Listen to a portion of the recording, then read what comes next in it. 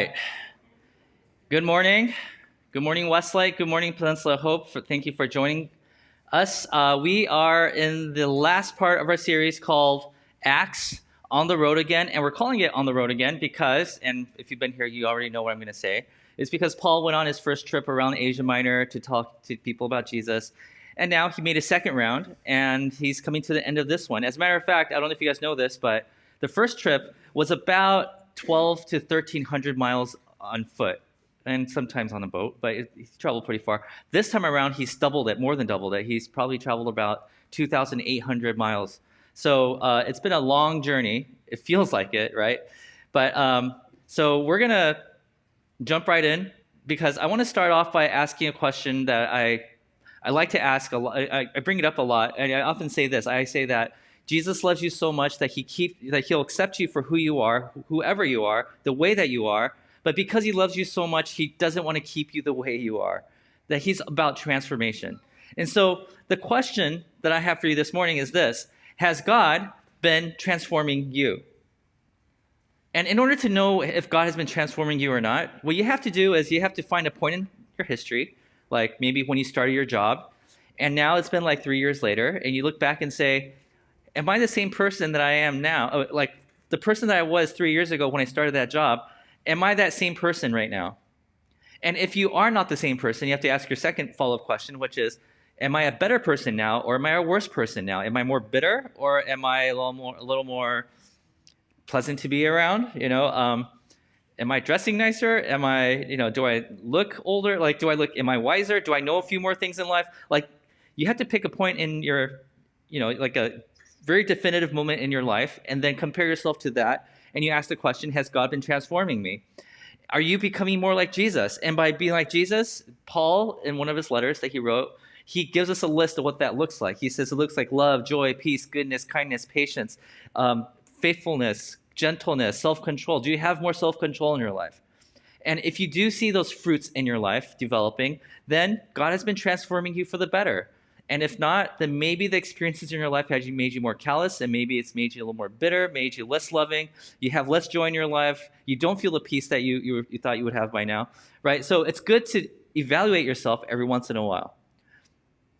So today what we're going to do is we're going to look at Paul's life. Since we're coming to the end of Paul's journey, 2,800 miles later, we're coming to the end of that journey, we have to ask, is Paul the same person he was when he started the journey to when he finally finished his journey? Right? And that journey took several years, probably about 3 years. So let's see if he's changed or not. But before we do that, we're going to read the last section of his journey, and then we'll talk about the bigger picture. Okay, so last time, if you remember, Paul was in Corinth. He stayed there for 1.5 years. And then, let's continue. Paul stayed on in Corinth for some time. Then he left the brothers and sisters and sailed for Syria, accompanied by Priscilla and Aquila. If you remember, he met these two guys. They're a couple. They're a married couple. They were fellow tent makers with Paul, and they stayed in Corinth for 1.5 years. And he's like, now it's my time to leave. But before he sailed, he had his hair cut off. He got a haircut. Awesome. At Sanctuary, because of a vow he had taken. And in Jewish culture, people took vows, like when God promised you something, sometimes they stop cutting their hair.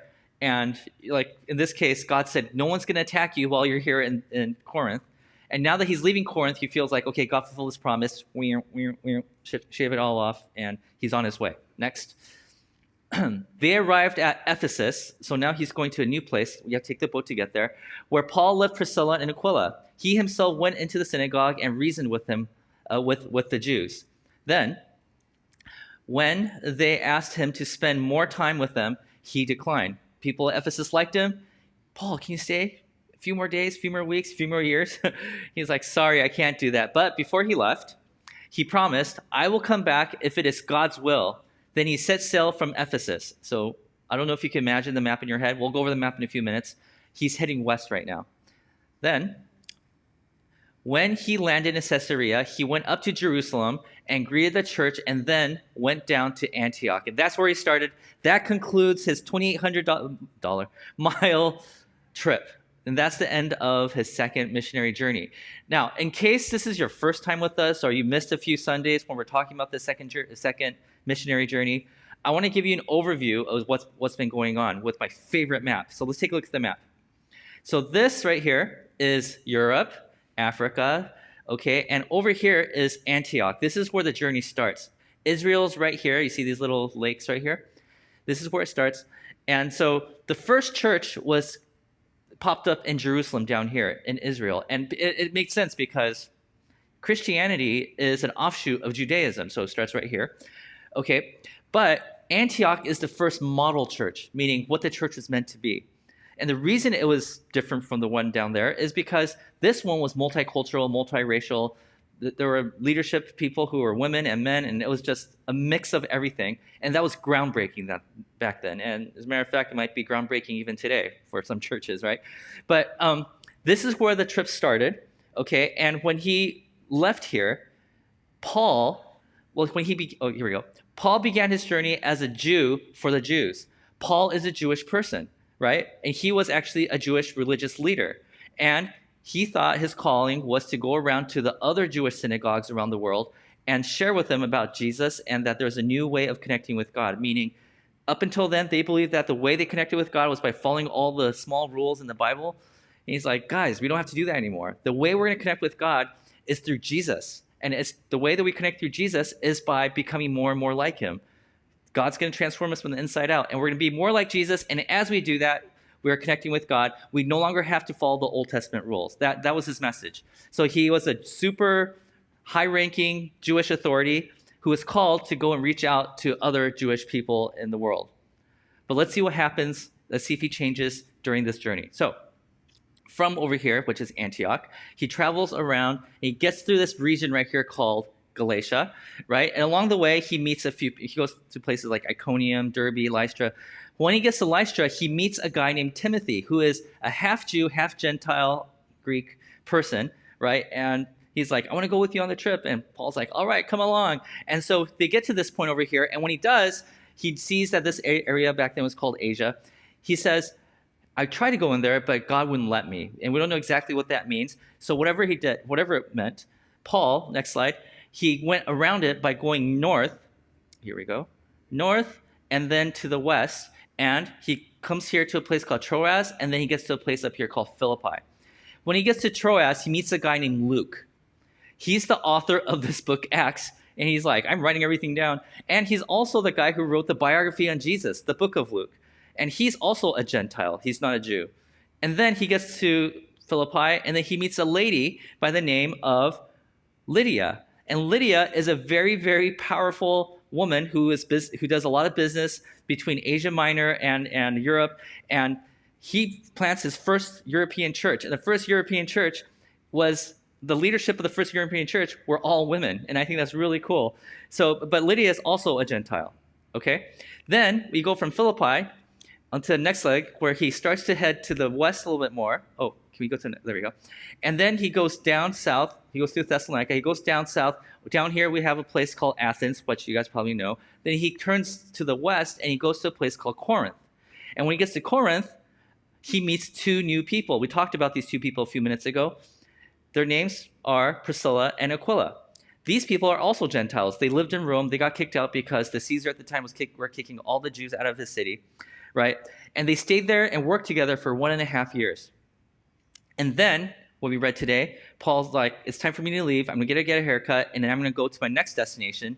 And then Priscilla and Aquila are like, we want to come with you. Can you drop us off at Ephesus? So the next leg of the trip, here we go, is when he gets on the boat, and then he goes all the way across to here, and that's where Ephesus is. Now, what's interesting about Ephesus is that this is in the region that God told him not to go into. Do you guys remember that? He wanted to go to Asia, and God's like, nope, not your time, not supposed to be here. So Paul's like, I'm not supposed to be here. I'm just here to drop these guys off. But what we read in that story is interesting.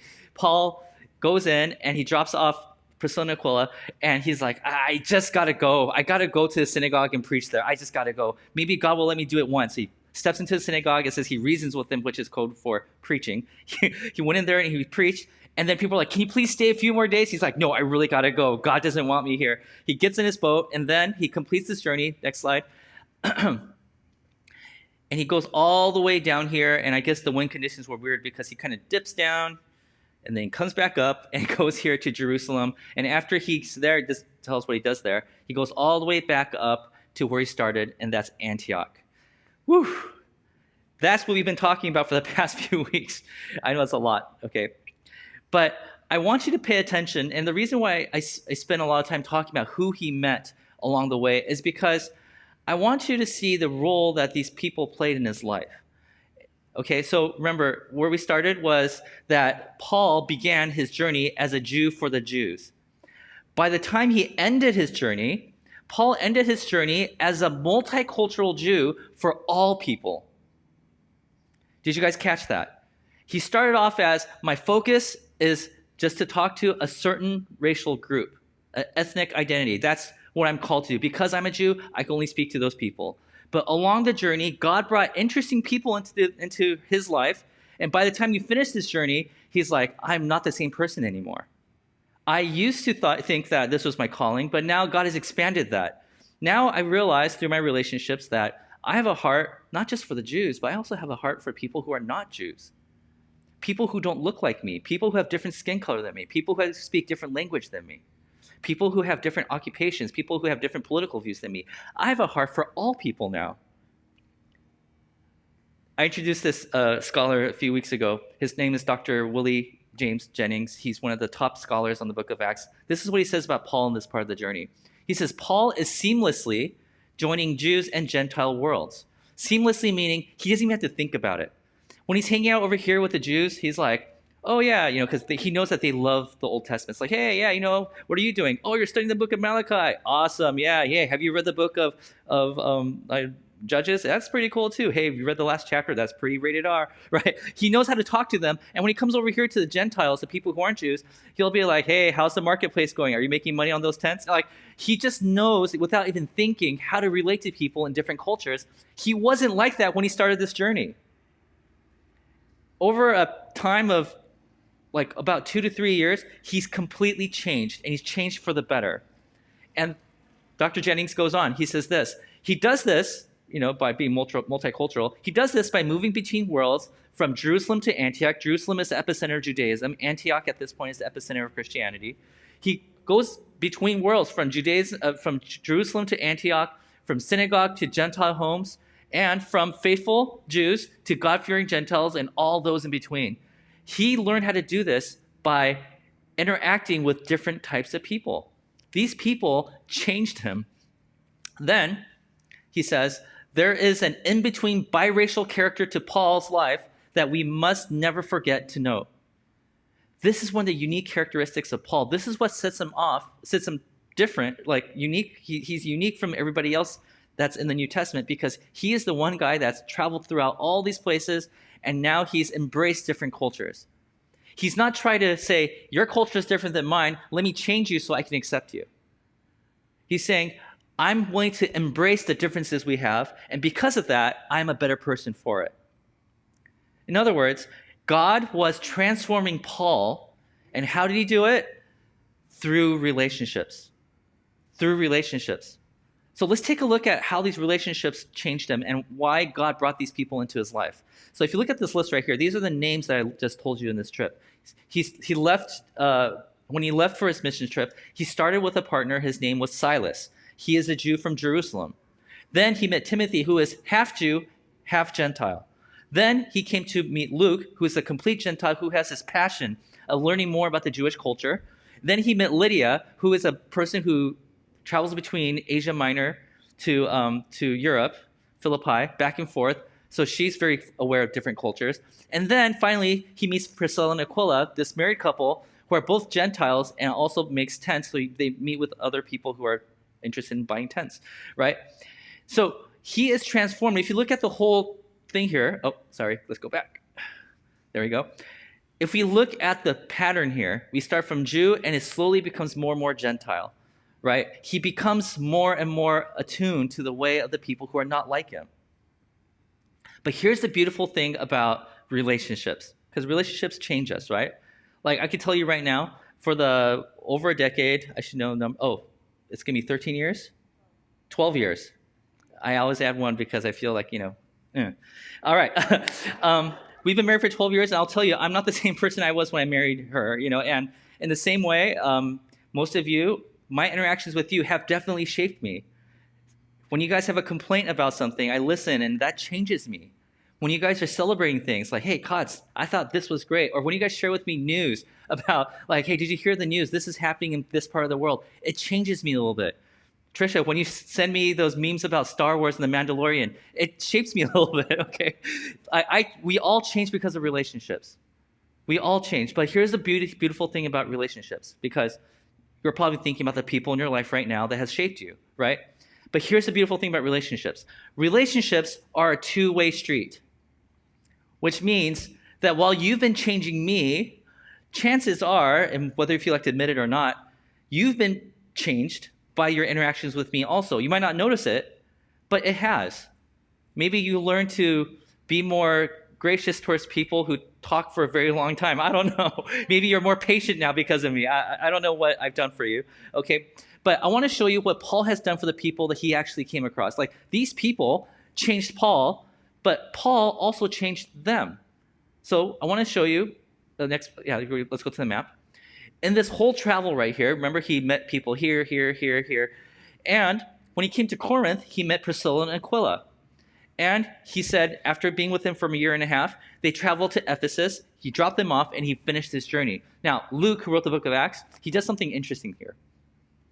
After Paul finished his trip, Luke is like, let me move the camera back on Ephesus, and I want to show you what happened to Priscilla and Aquila. And he's like, I want to show you what being with Paul for a year and a half has done to them, and what their interactions with different people are doing to the other people around them. So it's like this ripple.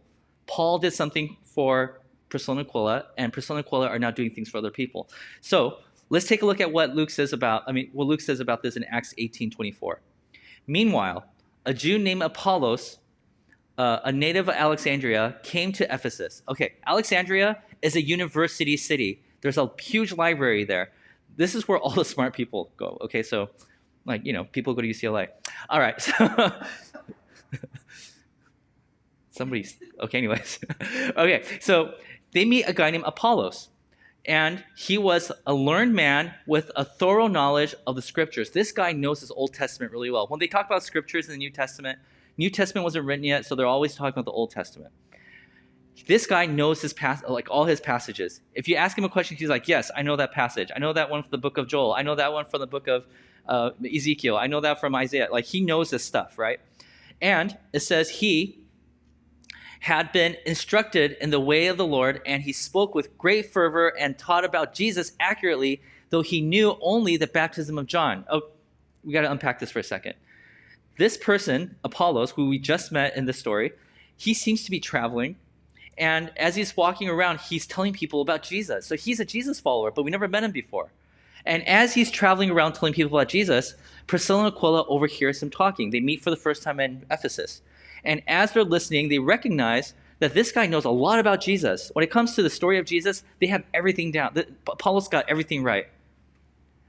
But they also realize that that Apollos got something wrong. And that is that it says down here, it says that he only knew, go back one slide. Okay, it says he only knew the baptism of John. And we're talking about John the Baptist here. What does that mean? Okay, the baptism of John, and there's like a whole thing that I could talk about for like 15 minutes. So I'll just simplify it and tell you what it means. Baptism of John points back to the Moses story. Okay, and the Moses story is basically people who follow the Mosaic laws, people who follow the 600 plus rules. And so Priscilla and Aquila are sitting there listening to Apollos talk and teach, and they're like, they got everything right about Jesus, but they got the whole thing about how to deal with the Old Testament rules. They got that part wrong. So, as Apollos, next slide. Okay. He began to speak boldly in the synagogue. When Priscilla and Aquila heard him, they invited him to their home and explained to him the way of God more adequately. It's like, Apollos, we just heard you speak. Amazing speaker you are. You got everything right about Jesus. But we need to tell you something that you missed. This is what you missed. You've been telling people that they have to follow the Old Testament rules, that you have to get circumcised, that you have to go through a cleansing ritual before you enter into a place of worship. You have to do all these things. But let me tell you the full story. The full story is that you don't have to follow the Old Testament rules anymore. Yeah, anybody, including women, are free to come to Jesus now. Now, Luke throws in a little small interesting tidbit in what I just read right here. If you look over here, it says Priscilla and Aquila. In that culture, when you talk about a couple, you always put the husband's name first. But here, he puts Priscilla's name in first. And Luke is doing that on purpose to demonstrate like that in this conversation, Priscilla was the one that was talking to Apollos saying that you were wrong about this, wrong about that. And back then, women were not allowed to teach men, especially someone as smart as Apollos. But Apollos sits down and listens and takes in everything that Priscilla is talking about because the very nature of the message that they're preaching is that now both men and women are equal. So it's kind of cool what Luke did here. But so Priscilla and Aquila are sitting there telling Apollos, I know you're on Team Jesus, but you need to know that at this point in history, all people are welcome to Jesus. You don't have to go through those rituals anymore. You don't have to follow those Old Testament rules anymore. And Apollos, he's like, wow, this is like good stuff. And when he discovers this, he's like, I need to spread this news because he's even better than I thought. So next verse, when Apollos wanted to go to Achaia, which is Corinth, so it's funny because they just came from Corinth and now Apollos wants to go to Corinth, so they're kind of crossing paths. The brothers and sisters encouraged him and wrote to the disciples there to welcome him. Like, oh, you're going back to Corinth? We were just there for a year and a half. Here, I'm going to write a letter. Take this and they'll treat you well. So he goes. And when he arrived, he was a great help to those who, by grace, had believed. So he has a really good ministry there. Next verse. For he vigorously refuted his Jewish opponents who were trying to shut them down in public debates, proving from the scriptures that Jesus was the Messiah. Okay, so there's a really interesting thing going on here. Paul traveled around the world and he was being transformed into the person he became at the end of this journey. But along the way, he's imparting his knowledge to people he comes across. And that person, who is now in Ephesus, that couple now, is imparting that onto Apollos, who's going back to Corinth. And over there in Corinth, they're being changed. Do you see what's going on here? Your interactions with people who are not like you is not just changing you. It's also changing the world around you. One person at a time, one influence at a time. God used relationships to transform Paul, right? But what we also know is that God used Paul to transform Priscilla and Aquila, who transformed Apollos, who transformed Corinth. As a matter of fact, if you read the book of 1 Corinthians, when you get to the 3rd chapter, well, by then you'll find out that Corinth is actually in really bad shape at that point. But at that point, you discover that Paul knows what Apollos has done in Corinth, and he's saying, guys, I know a lot of you guys are fans of me because I'm Paul and I started this church here, but I also know some of you guys are fans of Apollos. He's the one that made your church grow big, right? And he's like, please, but don't have allegiance to me or Apollos because we want you guys to have allegiance to Jesus. So it's really interesting that if you read the book of 1 Corinthians, the letter that Paul wrote, that the issue that they were having was that Paul had too much influence there. But the fact here is that this is a domino effect. When you go to work or when you go to school or when you go, meet with your family, take the time to listen. Take the time to let them change you. Maybe God is speaking to you through those people who are not like you. But in doing so, they might be transforming, and as a result of that, they might take that transformation and go somewhere and transform that community. And this is how God changes the world. It's a domino effect, and that's probably the right term for this, but because our theme for this year is ripples, I want to say it's a ripple effect. That wherever we go, we are creating ripples for Jesus through people, through relationships, and in doing so, we are being transformed. So the question I have for you guys today in closing is this. Has God been transforming you? Yeah, Ricky, awesome. Good job. But has God been transforming all of you? Think about a time in your life, like maybe when I got married, or when I had kids, or when I started school, or when I quit that job, or when I think about that one time in history of your life and compare yourself to that person and say, am I different now? And if not, and you're like, it's been 5 years and I feel like I'm still the same person, then maybe this follow-up question is important for you. Have you been allowing others to speak into your life?